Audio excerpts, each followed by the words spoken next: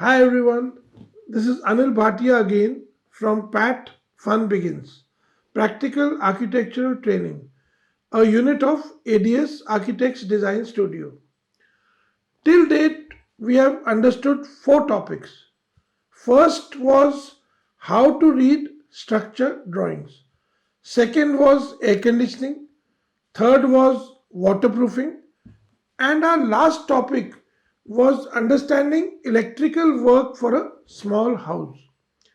In this topic, we learned how to represent things in electrical drawings and how to calculate wattage required for each room, and lastly, how to automate complete electrical connections for the whole house by using a Wi-Fi and a smartphone. Today, we are continuing with this topic electrical work for a small house. We have to understand how a security system works, how CCTV system works, and also what is needed in our wiring to install a intercom for a house. And lastly, we must understand basic wiring systems for a small house. So let's start with what is required to install a security system in a house.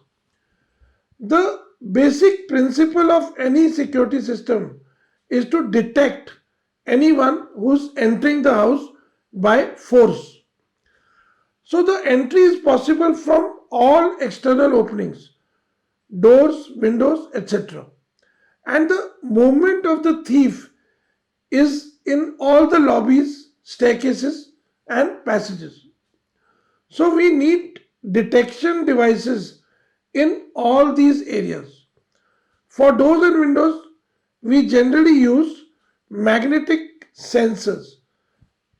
Have a look at the diagram. This is how a typical magnetic sensor looks like. One part goes into the door shutter and the other part goes into the door frame. When the door or window is broken open, then electrical connection between these two parts is broken. This sends a signal to the main control panel. This is how a control panel looks like. This control panel sends a signal to a very high decibel alarm or a siren. So, in this kind of security system, we've understood how the alarm gets started. Next, we have motion sensors in staircases, lobbies, etc. As soon as there is a motion seen in that zone, in any zone, it sends a signal to the control panel. This is how a motion sensor looks like. Have a closer look. And this is fixed in the lobbies. And the control panel sends the signal to the siren again. So suppose someone has reached inside the house and you can sense him or her outside your room. Then there is something called a panic switch. It looks something like this, and this is wireless. So when you press this, a wireless signal goes to the control panel, and this again passes to the siren. Nowadays, the control panels are also such that they can automatically call up three or four phone numbers, and one of these numbers can be the police station, thus warning all about the thief entering the house and you are in a problem. All these magnetic sensors, motion sensors, are connected by wires to the control panel. But nowadays we have wireless systems also. But in a case of wireless system, the Wi-Fi should be very good. Even the cameras can be connected to the system. But generally in homes, the CCTV system is a separate one. The CCTV system generally has cameras located in strategic locations. These camera videos are recorded again in a recorder called a DVR, digital video recorder. These cameras are generally connected with wires to the DVR. But again, nowadays, we have wireless cameras also. It is also possible to directly view each camera on a screen. So, this screen can be located anywhere, your bedroom, lobby, kitchen, just anywhere. The cable from the DVR comes to this particular screen you want to see the video on. So the DVR is a kind of a hub, and this is how a DVR looks like. The cameras are of two types, analog camera and IP cameras. Have a closer look. And DVRs too are older systems of recording. The IP cameras are generally connected to a NVR, which is a network video recorder. One can even see the camera's videos live on your smartphones through your Wi-Fi network. On some later date, we can go deeper into understanding the pros and cons of using DVRs and NVRs and analog cameras and IP cameras. For now, this much covers up the security and CCTV systems used for a small house. The next topic in electrical work is to learn about how intercom wiring is done. This is very simple. The external telephone connections are connected to a panel which is called the EPABX, Electronic Private Automatic Branch Exchange. Now, from each room in the house, a two-pair telephone wire is connected to this EPABX.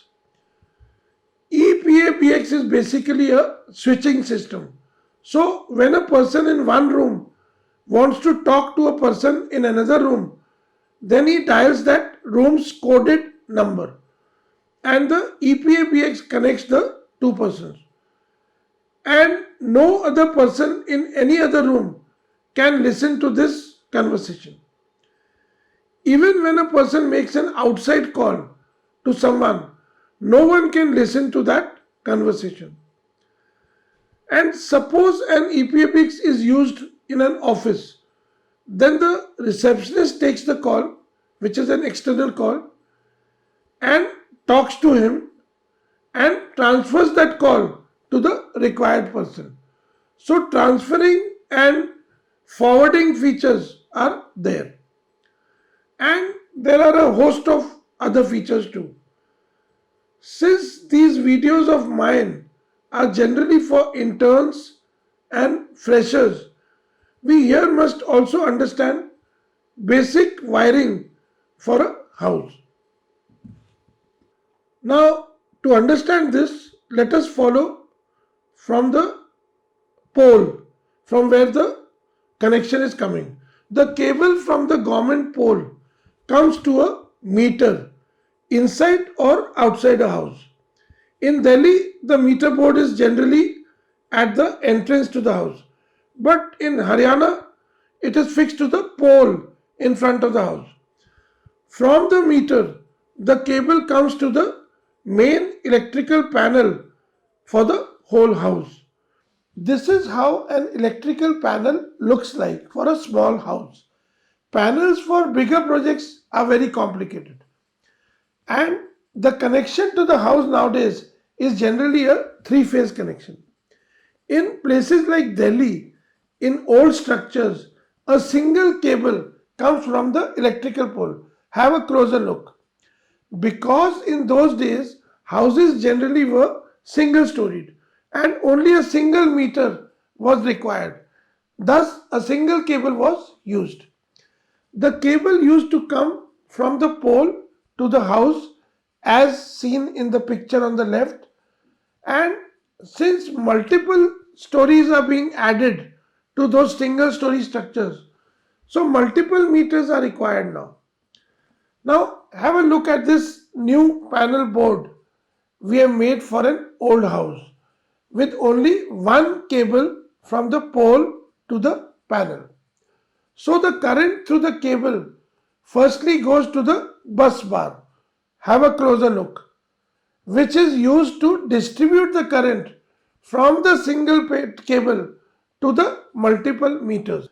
And from the meter, it is distributed to other areas through an MCCB, a kind of circuit breaker. In case of any issue in a certain zone of the wiring, then this circuit will trip. And from this MCCB, the wiring is routed to the distribution board, which is generally fixed on each floor. But nowadays, these cables are laid underground, and instead of a single cable, multiple cables can be laid depending upon the number of meters required in a home. You can have a closer look how it is done nowadays. So each meter has its own cable coming from the pole. The current is then distributed in the same way as before via the circuit protectors and then is routed to the distribution boards fixed on each floor. In case of some cities like Gurugram, the meter is attached to the main electrical pole. You can see it in the picture on the left. So from the meter, the current goes to the bus bars, which are located inside the electrical panel in the house. And from the bus bar, it is distributed to other areas via circuit protectors which trip in case of any issue in a certain zone. And from this, wiring is routed to the distribution board as in the previous case.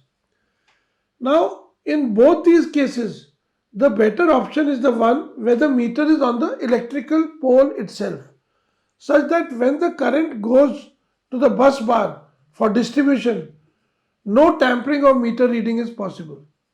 Therefore, electricity cannot be stolen from the bus bar. Whereas in case 1, where the current goes to the bus bar first and then to the meter, electricity can be stolen through the bus bar and there is no reading taken till then. So the bus bar needs to be secured properly in case 1. Now have a look at this distribution board. The DB, as it is called, has a main MCB for power and a separate main MCB for light.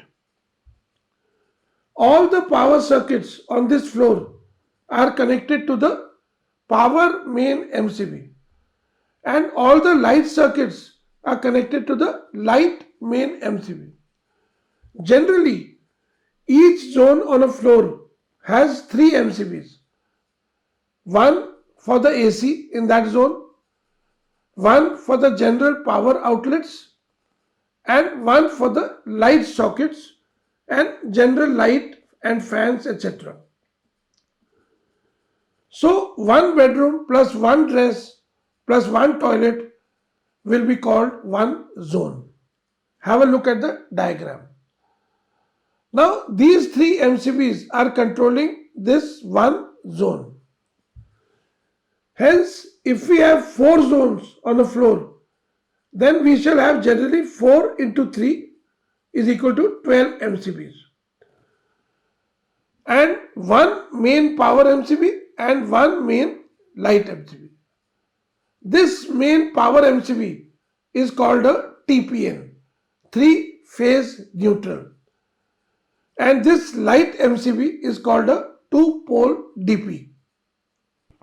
And from this distribution board, we supply the current via these smaller MCBs to a particular zone, say a bedroom plus a dress plus a toilet. We shall actually now need a separate video in the future for explaining the wiring to be used in this whole system. Even the wires required for TV, EPABX, security system, and CCTV. So, we shall end this topic here where we have explained the basics of security system, CCTVs, and EPABX. Please note down the email ID given below and you are welcome to drop in your queries. Again, I must mention my team Shubham, Sagarika, and Shagun who have helped me in this endeavor. We shall conclude this topic in our next video. Till then, bye, take care.